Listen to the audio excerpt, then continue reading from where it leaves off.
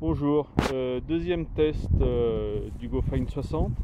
Donc là j'ai un deuxième champ qui vient juste d'être moissonné et coupé. Il n'a pas encore été labouré. Donc on va voir sur ce terrain ce que ça donne, s'il a de meilleurs résultats ou pas. Là j'ai changé aussi de caméra, j'ai pas pris ma GoPro, j'ai pris mon téléphone. Je sais pas ce que va donner la vidéo ni le son, on va voir ça. Alors déjà,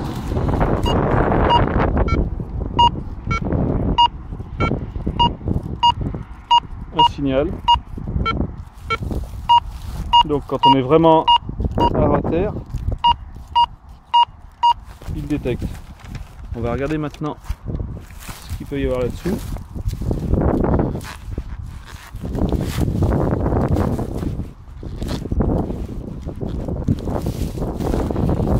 Même si ça pousse ce matin, la terre est quand même assez dure. Donc je vais lâcher le téléphone pour pouvoir creuser. Je reprends tout de suite après.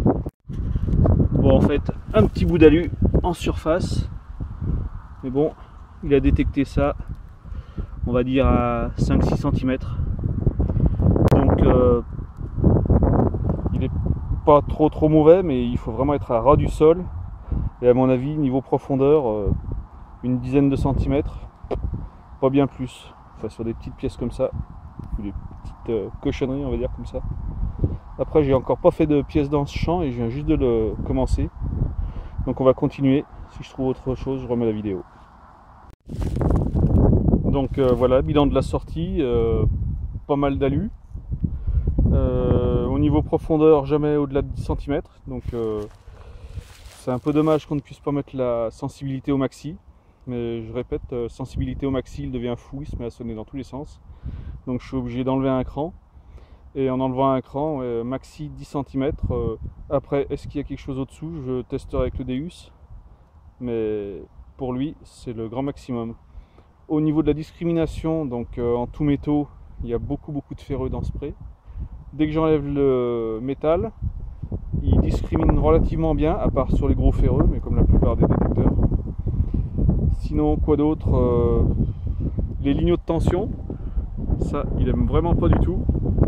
Dès que j'arrive à peu près 1 mètre, 1,50 m du poteau de la ligne de tension, il devient complètement fou, il se met à sonner dans tous les sens, même en baissant la sensibilité. Et ben, en baissant la sensibilité, après, c'est vrai qu'au niveau profondeur, à moins que ça soit vraiment au ras du sol, à mon avis, il ne capte plus rien. C'est un peu dû à son disque qui est trop petit à mon avis. Bon ben, niveau gain de place, c'est vrai qu'il pourrait guère faire autrement. Donc il est peut-être très bien pour les plages, pour les champs avec de l'herbe vraiment rase. Mais comme là, ça vient d'être fauché, donc trop haut pour lui. Et en définitive, vraiment pas assez puissant. Donc ça reste, comme je le dis sur ma première vidéo, vraiment du détecteur de dépannage ou pour un enfant, pour la légèreté. Mais dès que vous voulez commencer à taper un petit peu dans du terrain difficile, oubliez, vous n'allez rien trouver.